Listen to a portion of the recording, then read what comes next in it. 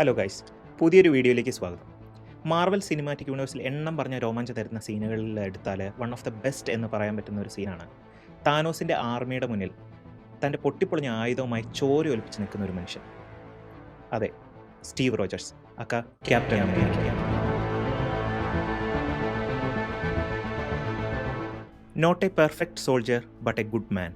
ആദ്യത്തെ Captain America സിനിമയിൽ doctor Erskine Steve റോജേഴ്സിൻ്റെ ചങ്കി കൈവച്ച് പറയുന്ന ഡയലോഗ് ഓർമ്മയുണ്ടോ? Whatever happens tomorrow, you must promise me one thing, that you will stay who you are.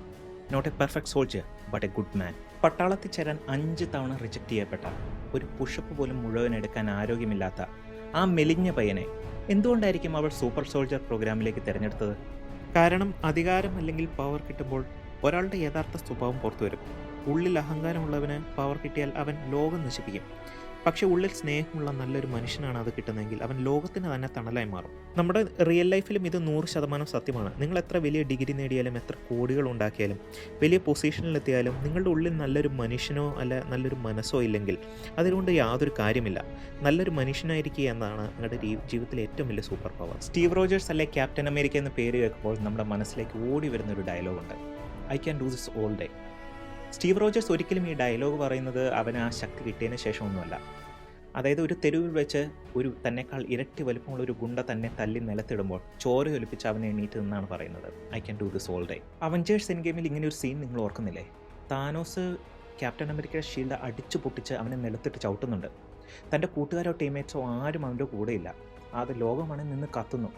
താനോസിൻ്റെ ആ വലിയ ആർമിയുടെ മുന്നിൽ എന്നിട്ടും സ്റ്റീവ് റോജേഴ്സ് ആ ഷീൽഡ് മുറുകെ പിടിച്ച് തൻ്റെ വേദനകളെല്ലാം മറന്നു നിൽക്കുന്നൊരു നിപ്പുണ്ട്. അതേ നിപ്പ് തന്നെയാണ് പണ്ട് ബ്രുക്ലിനെ തെരുവിൽ വെച്ച് ആ ഗുണ്ട അവനെ അടിച്ചിട്ടപ്പോൾ ചോരയൊലിപ്പിച്ച് അവൻ നിന്നയാ നിപ്പ്. അതെ, ഒരു ശക്തിയുമില്ലാതിരുന്ന ആ മെലിഞ്ഞ പയ്യൻ സ്റ്റീവ് റോജേഴ്സ് നിന്ന നിപ്പ്. അന്ന് തിയേറ്ററിലുണ്ടായ ആ ഒരു കയ്യടി മുഴക്കവും നിങ്ങൾക്ക് ഓർമ്മയില്ലേ?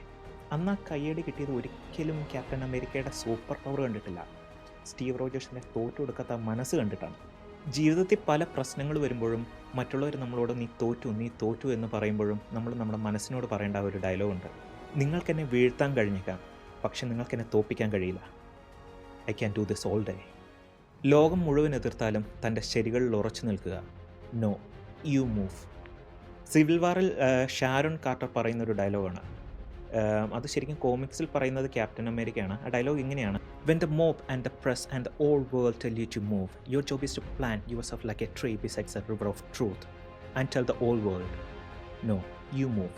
എൻ്റെ പൊന്നു, എന്തുമാത്രം പവർഫുൾ ആയിട്ടുള്ളൊരു ഡയലോഗാണല്ലോ അത്. അതായത് ലോകം മുഴുവൻ, അതായത് നിങ്ങൾ സ്നേഹിക്കുന്നവരോ ആര് വേണമെങ്കിലും നിങ്ങളെ നോക്കി നീ ചെയ്യുന്നത് തെറ്റാണ്, നീ ഇതല്ല, നീ ചെയ്യുന്നത് തെറ്റാണ്, നീ മാറണം എന്ന് പറയുമ്പോൾ നിൻ്റെ മനസാക്ഷിക്ക് അത് ശരിയെന്ന് തോന്നിയാൽ പറ്റില്ല. ലോകത്തോട് നോക്കി ഞാൻ മാറില്ല, നിങ്ങൾ മാറണമെന്ന് പറയാനുള്ള ആ മനസ്സ്.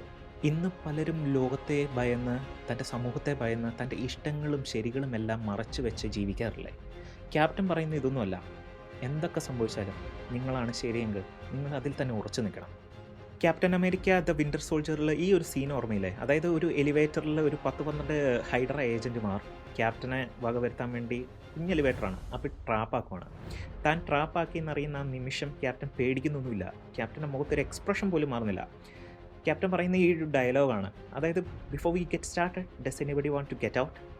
എന്തൊരു മാസ് ആറ്റിറ്റ്യൂഡാണല്ലേ അത്. അതായത് നമ്മൾ ജീവിതത്തിൻ്റെ പ്രശ്നത്തിൽ വളഞ്ഞു നിൽക്കുമ്പോൾ, നമ്മുടെ 4 പാടും നമ്മളെ അറ്റാക്ക് ചെയ്യാൻ ആൾക്കാർ നിൽക്കുമ്പോൾ, അതായത് നമ്മൾ ഒട്ടും അത് ഓർത്ത് ടെൻഷൻ ആവാതെ അല്ലെങ്കിൽ പാനിക്കാവാതെ അത് ഫേസ് ചെയ്യാനുള്ള ധൈര്യം, അതായത് ഇത് ഒറ്റ നോട്ടത്തിൽ കാണുമ്പോൾ നമുക്കിതൊരു മാസ് സീനായിട്ട് തോന്നുമെങ്കിലും ഇതിന് നമ്മുടെ ജീവിതത്തിൽ വലിയൊരു പ്രാധാന്യം ഉണ്ടെന്നാണ് ഞാൻ മനസ്സിലാക്കുന്നത്.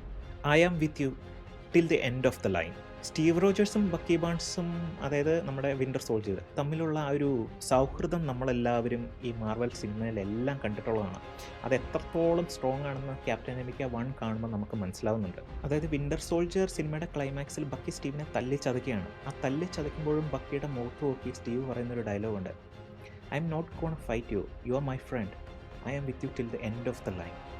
ലോകം മുഴുവൻ ബക്കിയെ ഒരു തീവ്രവാദിയായിട്ട് മുദ്ര കുത്തുന്നുണ്ട്. അങ്ങനെ മുദ്ര കുത്തിയപ്പോഴും സ്റ്റീവ് തൻ്റെ കൂട്ടുകാരനെ കൈവിടാൻ തയ്യാറായിരുന്നില്ല. കാരണം തൻ്റെ കൂട്ടുകാരൻ്റെ ഉള്ളിലെ നന്മ തിരിച്ചു പിടിക്കാനായി അവൻ ആ ലോകത്തോട് തന്നെ യുദ്ധം ചെയ്യാൻ തയ്യാറായിരുന്നു. ഇന്ന് പല ബന്ധങ്ങളും നമ്മളൊരു ചെറിയ പ്രശ്നം വരുമ്പോൾ വലിച്ചെറിയാറില്ലേ? അല്ലെങ്കിൽ നമ്മൾ ഇഷ്ടപ്പെടുന്നവർക്കൊരു തെറ്റ് പറ്റുമ്പോഴോ അല്ലെ അവർക്കെന്തെങ്കിലും പ്രശ്നം വരുമ്പോഴോ നമ്മളവരെ ഉപേക്ഷിച്ച് പോകാൻ ചിന്തിക്കാറില്ലേ? പക്ഷേ ക്യാപ്റ്റൻ പറഞ്ഞു വെക്കുന്നത് അങ്ങനെയല്ല. നമുക്ക് അവരുടെ മുഖത്ത് നോക്കി പറയാൻ പറ്റണം, എന്ത് വന്നാലും ഞാൻ നിൻ്റെ കൂടെയുണ്ട്.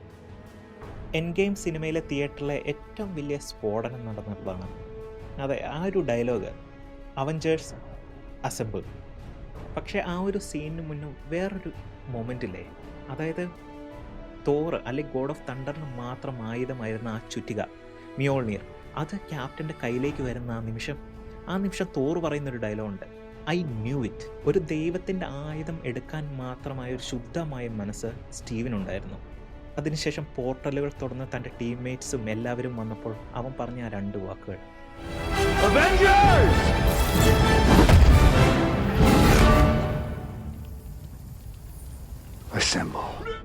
ഈ ഒരു ഡയലോഗ് നമ്മൾ പഠിക്കുന്ന ഒരു കാര്യമുണ്ട്. എന്തായിരിക്കണം ഒരു യഥാർത്ഥ ലീഡർ, എന്തായിരിക്കണം ഒരു ടീം എങ്ങനെയാണ് വർക്ക് ചെയ്യേണ്ടത്, ഒരു ടീം എങ്ങനെയാണ് വർക്ക് ചെയ്ത് തൻ്റെ ലക്ഷ്യത്തിലെത്തേണ്ടതെന്ന് ഈ സീൻ നമ്മളെ പഠിപ്പിച്ചു തരുന്നുണ്ട്. എൻ ഗെയിമിൻ്റെ ഈ ഒരു അവസാന സീൻ ഓർമ്മയുണ്ടോ? അതായത് ക്യാപ്റ്റൻ ഇൻഫിനിറ്റി സ്റ്റോൺസ് എല്ലാം എടുത്തെടുത്ത് തന്നെ തിരിച്ചു വെക്കാൻ പോകുന്ന ഒരു സീൻ. പക്ഷേ ക്യാപ്റ്റൻ തിരിച്ചു വരുന്നില്ല. ക്യാപ്റ്റൻ എവിടെ പോയെന്ന് എല്ലാവരും അത്ഭുതപ്പെടുന്നുണ്ട്. അവസാനം ആ പ്രായമായ ക്യാപ്റ്റൻ ആ ബെഞ്ച് വന്നിരിക്കുമ്പോഴാണ് നമുക്ക് മനസ്സിലാവുന്നത്.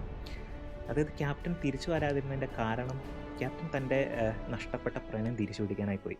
അതായത് തൻ്റെ പ്രിയപ്പെട്ട പെഗ്ഗി കാർട്ടറോടെ തൻ്റെ ജീവിതം ജീവിച്ചു തീർക്കാനാണ് ക്യാപ്റ്റൻ പോയത്.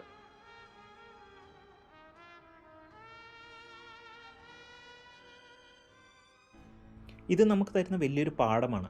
കരിയറിനും കുടുംബത്തിനും കടമകൾക്ക് വേണ്ടി നമ്മൾ ജീവിക്കണം, ശരി തന്നെ. നമ്മുടെ ആഗ്രഹങ്ങളും അതിനൊപ്പം കുഴിച്ചു മൂടരുത്. അതായത് ജീവിതത്തിൻ്റെ അവസാനത്ത് തിരിഞ്ഞു നോക്കുമ്പോൾ നമ്മൾ നമുക്ക് വേണ്ടി ജീവിച്ചു എന്ന് നമുക്ക് പറയാൻ സാധിക്കണം. അവസാനമായി പറഞ്ഞാൽ, നമ്മുടെ എല്ലാ ഉള്ളിൽ ആ ബ്രുക്ലിനിലെ സാധാരണക്കാരനായ ആ മെലിഞ്ഞൊരു പയ്യൻ, അതായത് വലിയ ശക്തിയോ കഴിവോ ഒന്നുമില്ലാത്ത പയ്യൻ നമ്മുടെ എല്ലാവരുടെ ഉള്ളിലുണ്ട്. നമ്മളെ അടിച്ചമർത്താൻ ഒത്തിരി പേര് നമ്മുടെ ചുറ്റിലും കാണും. നമ്മൾ ഒത്തിരി തവണ വീണേക്കാം. എന്തൊക്കെ സംഭവിച്ചാലും നമ്മൾ എണീറ്റ് അവരുടെ എല്ലാം മുഖത്ത് നോക്കി പറയേണ്ട ആ ഡയലോഗ് നമ്മൾ മനസ്സിൽ ഓർത്ത് വയ്ക്കുക, I can do this all day. So thank you for watching this video guys. അപ്പോൾ നമുക്ക് മറ്റൊരു വീഡിയോ ആയിട്ട് കാണാം. സബ്സ്ക്രൈബ് ചെയ്യുക. നിങ്ങൾക്ക് സ്റ്റീവ് റോജേഴ്സിൻ്റെ ഏറ്റവും ഇഷ്ടപ്പെട്ട ഡയലോഗ് ഏതാണെന്ന് കമൻറ്റ് ചെയ്യുക. See you again.